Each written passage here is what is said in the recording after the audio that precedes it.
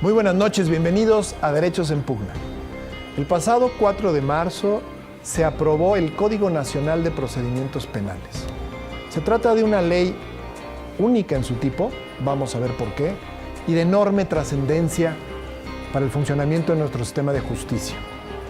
Implica muchos derechos, derechos nuevos, derechos que ya existían pero con nuevos mecanismos de protección. En fin, una diversidad de temas que justamente platicaremos esta noche. Bienvenidos, Derechos en Pugna.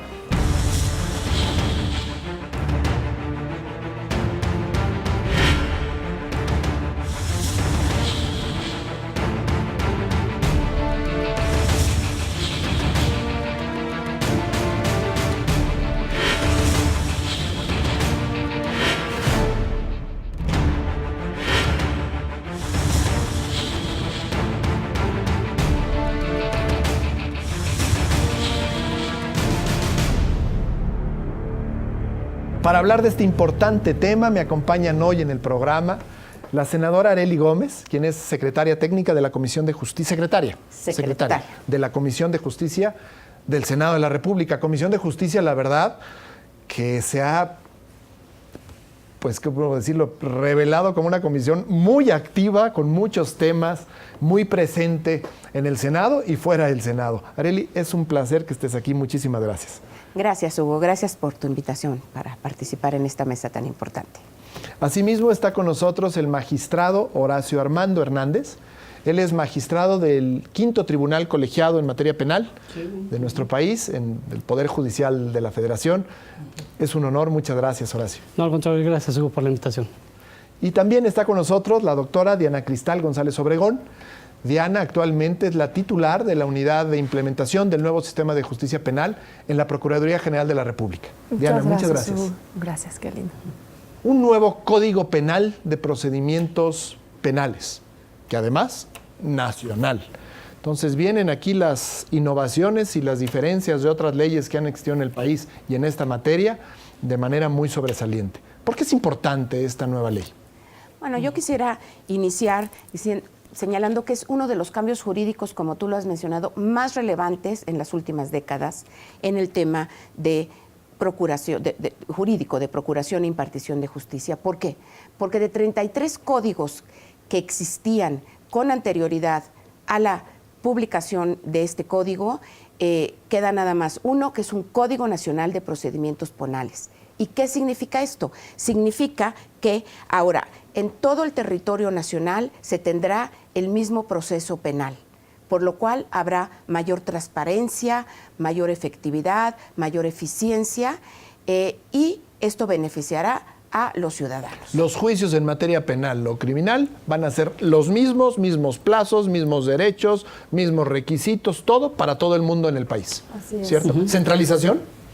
Pues respeta, finalmente el Código Nacional es muy importante porque respeta la soberanía de los estados, pero también lo importante es que tenemos aquí un límite de Constitución el 16 de junio de 2016 para implementar el sistema acusatorio. Y lo importante es que retoma las buenas prácticas e innova aquellas malas prácticas respetando la soberanía de los estados. Esto es muy importante, Diana. Entre otras cosas, podríamos entender que se buscó hacer un Código Nacional, entre otras cosas, para cumplir con la meta del 2016 que establece la reforma del 2008 de un nuevo sistema de justicia. Por supuesto, porque el reto era mayor, era retomar aquellos estados donde ya se aplicaba el sistema acusatorio, retomar aquellos que están en proceso de implementación y también ayudar a que los estados que estaban con avances, pero no tanto así como los primeros que mencioné, pudieran realmente en equipo cumplir con la obligación constitucional de 2016. Sobre este tema, Hugo, que comentas, si es una centralización, yo creo que es algo que ha sido el debate en los foros previos a todas estas cuestiones, porque, como bien lo dice Diana, se respeta la autonomía y la independencia de los estados. Esa situación legislativa de que haya un código nacional no implica una intromisión en esas actividades legislativas de los estados.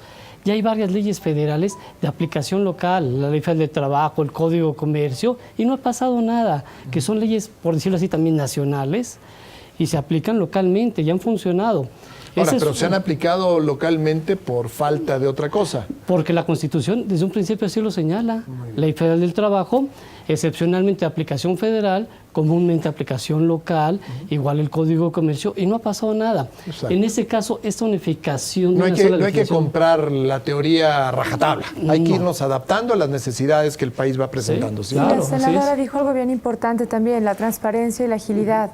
Y como lo dijo también el magistrado, es solamente un procedimiento que nos da las reglas para avanzar desde la investigación hasta el esclarecimiento de los hechos, no así para delimitar en la soberanía de los estados, a lo mejor en política criminal, algunos aspectos mucho más Muy concretos, bien. ¿no? Me parece, perdón, sí. Y a mí me quisiera también señalar que en el debate, que fue más de un año para la aprobación de este código en el Senado de la República, se planteó mucho la posibilidad de que fuera un código federal o un código nacional. Ajá. Y de todas las audiencias públicas que tuvieron lugar en la Comisión de Justicia, ahí tuvimos la participación de expertos, académicos e inclusive procuradores de estados o jueces que ya tenían en sus estados códigos hacia el juicio orales, Así es. códigos penales.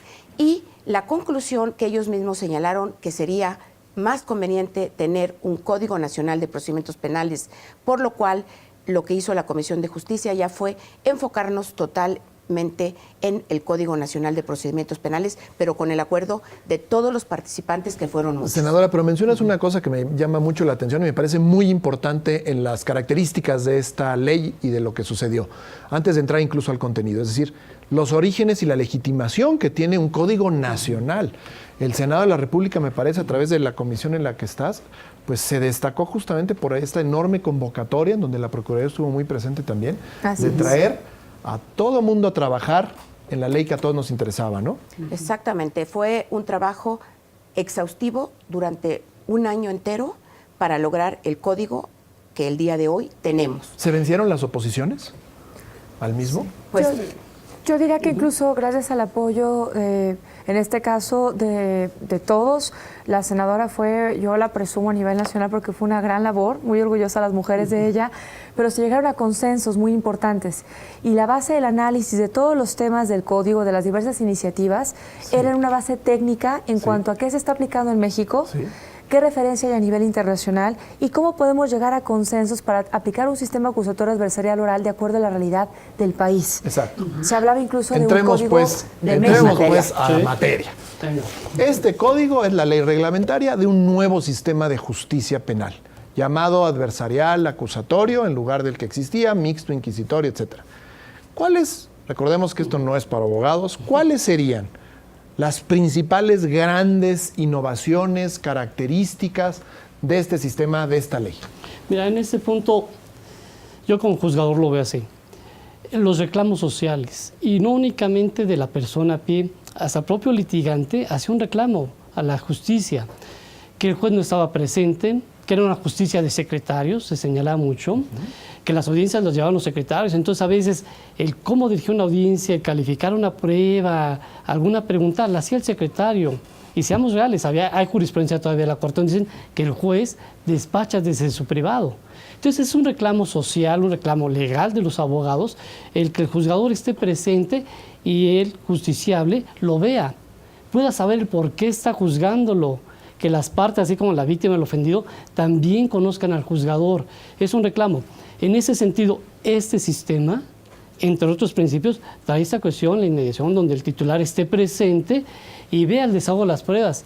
Yo te lo señalo, leer las pruebas es fácil, sí, pero estar viendo al testigo, escuchándolo, palparlo, sentirlo, es distinto. Ya es no, muy ya no distinto. solo va a ser valorar la prueba en sí misma, sino la manera en que se desahoga, ¿no? Exactamente. Cómo Eso la es- presenta la Sí, defensa sí, o la sí. parte que acusa. Esas son unas cuestiones La fiscalía. importantes e innovadoras.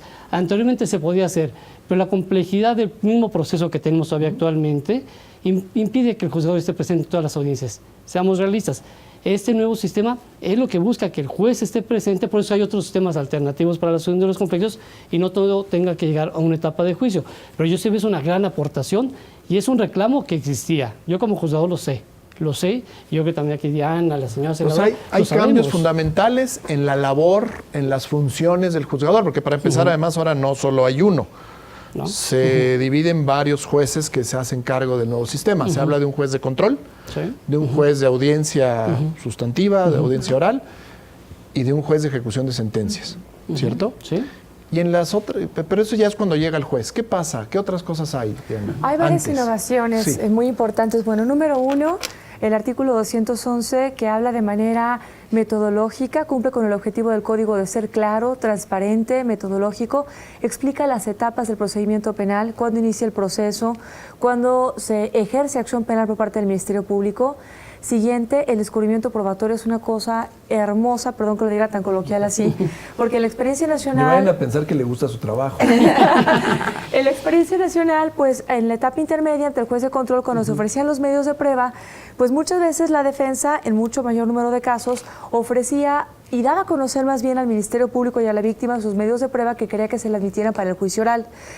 De manera innovadora, ejemplo a nivel internacional, lo diría yo, tenemos el descubrimiento probatorio en el Código Nacional de Procedimientos Penales, donde específicamente dice que el Ministerio Público, incluso marca los días 5, tendrá la obligación de dar, antes de la audiencia intermedia, conocimiento a la defensa, al imputado de los medios de prueba que desea ofrecer. Y de igual manera obliga a la defensa. Sorpresas. No hay sorpresas. Exactamente. Y la defensa está obligada. Ni tranzas, o sea, todo se aprobó previamente lo que se va a desahogar ante el juez. Y eso es importante porque, aunque fuera una exclusión de medios de prueba, pues quienes perdían si no hubiera este descubrimiento probatorio, pues era la víctima y el ofendido y el imputado.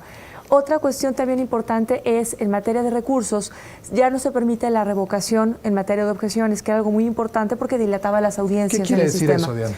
La revocación es un recurso que se permite en el sistema acusatorio interponer de manera oral y de manera escrita fuera de audiencia.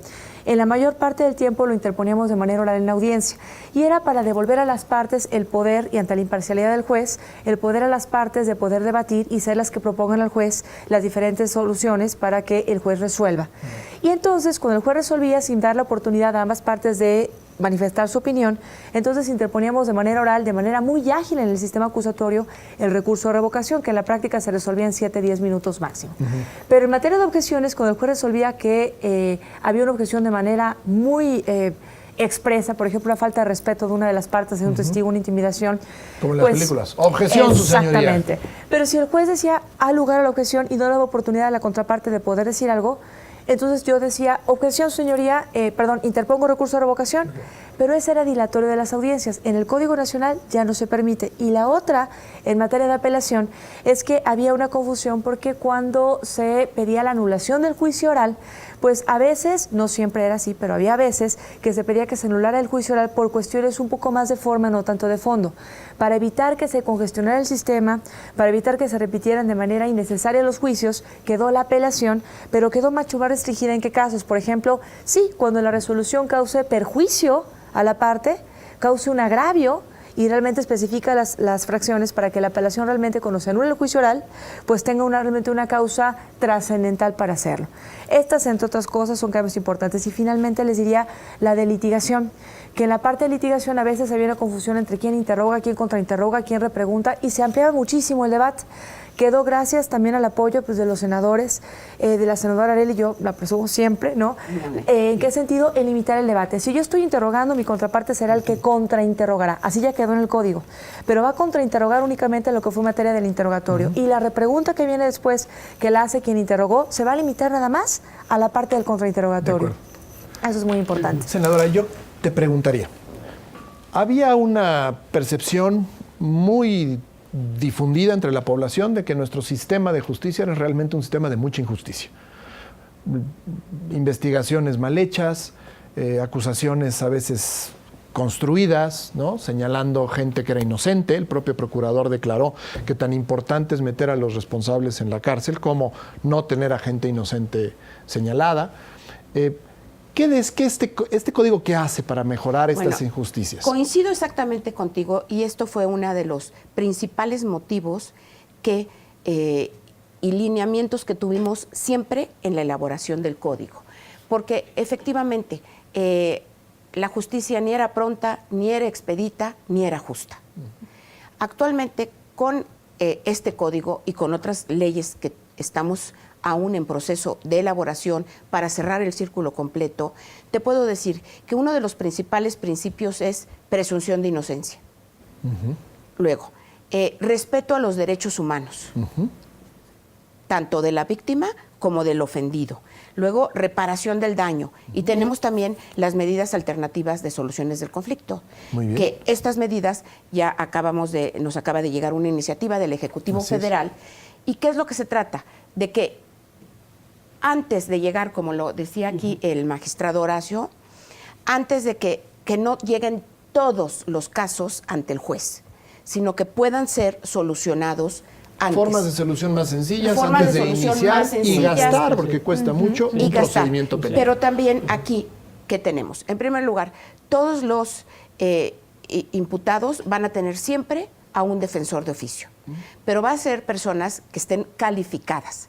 Entonces, vamos a tratar de, con esto se trata y se evita de que lleguen los abogados que estaban a veces afuera de los juzgados ofreciendo sus servicios, y como todo era... O las personas afectivamente muy cercanas, pero que no ayudan O que no a la ayudan. defensa, Sí. que es una cosa jurídica, técnica. Y que ¿no? los juritos se vieran las cosas. Aquí va a estar todo con el principio de máxima publicidad, abierto, transparente. Cada quien va a saber lo que se le está imputando y en el mismo momento tendrá la posibilidad de defenderse. Y no tendrá que ver un expediente de este tamaño para que en ese momento se le consulte, se le pregunte, el abogado a lo mejor no lo lee completo porque ni tendría el tiempo. Y lo mismo, el juez estará presente y habrá distintas etapas y distintos jueces. Muy bien. Por lo cual no habrá un sesgo. Varios de los temas que mencionas me parece muy importante que los platiquemos. Hablemos de la presunción de inocencia, pero antes vámonos a un corte.